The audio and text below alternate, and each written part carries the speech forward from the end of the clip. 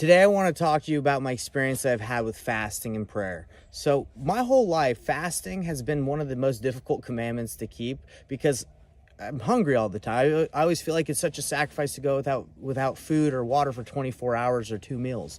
So for me, it's just been very difficult. But recently, I've been trying my best to keep this commandment and do my best to fast for the whole time. So what I did is I went in the Gospel Library app and I just typed in fasting because I was like, well, if I want to get better at fasting, if I want to focus on this, let me learn a little bit more about it and study about it. And I read and listened to a couple of the first talks that popped up. And there's this one really good talk where he was able to get fasting with his family, and he had several kids, how he was able to get fasting set up where they would start their fast around lunchtime on Saturday, the day before Fast Sunday, and then they would end their fast around lunchtime after they got off of church. And his explanation and his testimony was that it was a great experience to be able to end their fast around the time right after they left church, because they would be at like a spiritual high. And for me, I've always ended my fast around like 6 or 7 o'clock at night because I would start later at night at like the day before on dinner time. So for me, I've been recently doing it at lunchtime, and it's been an amazing experience because at the end of my fast, I'm at church, I'm in sacrament meeting, I'm in my lesson, Sunday school. And I felt the Spirit extremely strongly, and especially for the purposes I'm fasting for. Now, why do I want to fast? Why has this been like a desire that I've had recently? It's like, well, I've read a couple scriptures that have hit me pretty strongly about Alma when he met up with the sons of Mosiah, and he saw that they were still his brothers in Christ, and they had power. And how did they have power? It was through much fasting and prayer. And you read in the scriptures that a lot of even Alma, when he met Amulek, he was like, "Hey, do you have any food? I've been fasting. Do you have do you have any food for a servant of the Lord?" And I'm starting to see a lot of the time that these prophets and the experiences in the scriptures is they're fasting for strength. And there's a story of Jesus Christ when he's able to cast out the demon out of the boy because the father asks him, because the apostles weren't able to do it. And Jesus said, "Oh, this power is only through much fasting and prayer." So that has been a desire of mine. I would love to have more faith, more strength, be able to have this in my life and have a stronger belief in Jesus Christ. And from Jesus Christ's mouth himself in the scriptures in the New Testament, it says this only comes through much fasting and prayer. So that's something that I know I've needed to improve on. So reading those talks in the Gospel Library has really helped me to start my fast and know that I should start my fast around 12. And this isn't just like a rule for everyone. This is just to help me. Start the Saturday before around 12 or 1 or 2, and then end after your church is over. And you'll be at that spiritual high. You'll feel good. And, I believe it will help you guys because it's helped me. Now, let me tell you about the amazing spiritual experience that I had with fasting, because I'm trying to be more focused on my fast, on like the needs of others, and not only that, but like my purpose for fasting, not on the hunger, right? Because again, you're going without food and water, you're going to be hungry, but as you get those hunger pains and you feel like, oh man, I wish I could eat or drink something, you focus on what the purpose is of your fast. Now, recently I've been trying to figure out how I can share the gospel more, because I live in Canada and I work from home. I don't really meet a lot of brand new people to share the gospel with in person. I go to church, and just my interactions with people aren't that many. So I've been praying and fasting on figuring out how can I share the gospel more. And it was really awesome. So I had this experience where the Saturday where I was fasting, it was my father-in-law's birthday. This was a couple weeks ago. What we did for his birthday is we gave him a pickleball net. And he's like, "Hey, let's go try out my pickleball net at the church," because we have a key to the church here. So we went and played some pickleball in the gym. And before I got there, I was journaling and my pen ran out of ink.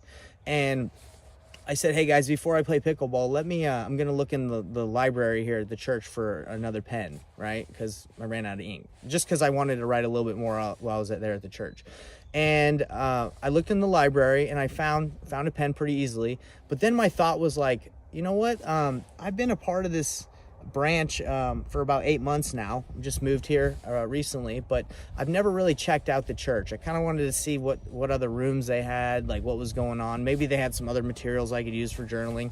And I looked around, and I'd never done that. I've been visiting this church here where we live now for several years now, probably like 6-7 years since I got married to my wife, and we'd come and visit. So I've been in this church, but I've never really been in a lot of the rooms. I would just go to the sacrament meeting or the cultural hall or whatever, the sacrament room. But this time I was like, well, let me look around. I just felt impressed to look around.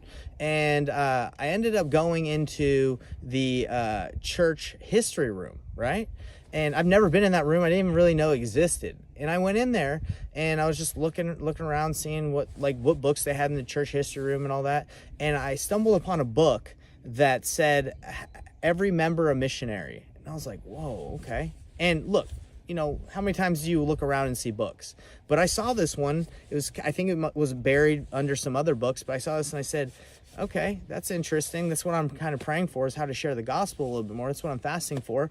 And I started reading the book, and I'm still reading it right now. And it was an answer to my fast. It basically explained how to share the gospel more, and how every member should be a missionary. And it's been an excellent book. I think it's by Clayton Christensen. I believe he's passed away now, rest in peace. But anyway, I was reading it, and it basically said that in the first 20 pages I read that being someone's friend is not a prerequisite to sharing the gospel with them. And I always kind of felt like, hey, maybe I should be more of their friends. Maybe I should, before I share the gospel and invite them to church or let them know about what I did this weekend, I should be their friend, so they don't think I'm just trying to invite them to my church and be baptized, and without me knowing them. But this book, what it said in the first 20 pages is that through his 20 years of trying to be a strong member missionary, that the amount of friendship that you have, the years of friendship, do not make someone more interested in the gospel than if you just aren't friends with them and you just share it because you care about and you love others. And I thought that was so interesting, because I was like, wow, I thought, again, you would have to be really good friends with someone before you're willing to share the gospel, because you don't want to come off too aggressive. But his experience was, no, you don't have to be really good friends with someone to be able to share the light and the truth and knowledge that you have, the scriptures, your testimony. So that really helped me, because I have a couple neighbors that I was kind of holding back on here in Canada that I met, and I didn't want to talk about the gospel too soon. I wanted to make sure I was friends with them first. And even had the missionaries over at my house, and I introduced them to my neighbors just to say hi, but I wasn't hey, I didn't talk too much about the gospel with them, to be honest. But after reading this, I was like, no, I can bring up the gospel topics more. And what I've done since reading that is, I said, hey, have you gone to church? I've just talked to them more openly. I've shared what the missionaries do. Haven't invited them to church yet, but I have been more open with talking about my faith.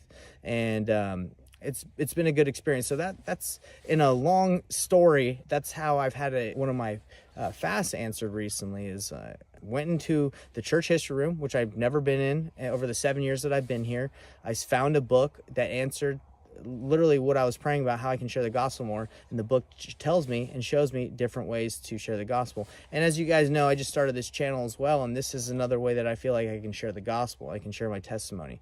So if you've been struggling to fast and pray, and it's been difficult for you like it's been for me, these are my recommendations. I would recommend starting after lunch. Don't do it at dinner time.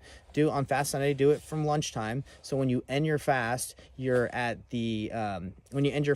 pretty much done with church, or you're leaving church, and you're at that spiritual high, and you're feeling good because you were at church and took the sacrament, and you feel the Spirit. That's one of my recommendations. And I would recommend, when you are hungry, just to remember the purpose of your fast, to remember, okay, this is the sacrifice I'm doing.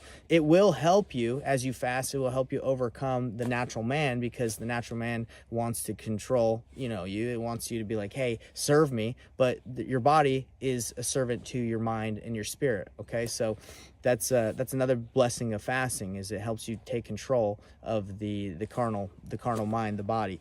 So this has been my testimony. I have a lot of different experiences with fasting and praying, and I know fasting and praying works. I have a testimony of that, and I'm grateful for the scriptures where we can read experiences where Jesus Christ told his apostles to fast and pray for more strength, and we can see that Alma fasted and prayed, and the sons of Mosiah, they fasted and prayed as well, so for strength. So I that's my desire, is to get closer to Jesus Christ. I know he lives, and I hope this testimony helps you guys out, and this experience helps you to fast and pray. It is a commandment to fast, so good luck, and I'm here for you. If you have any questions, let me know, and I'm here striving with you alongside you guys to keep all the commandments and do my best.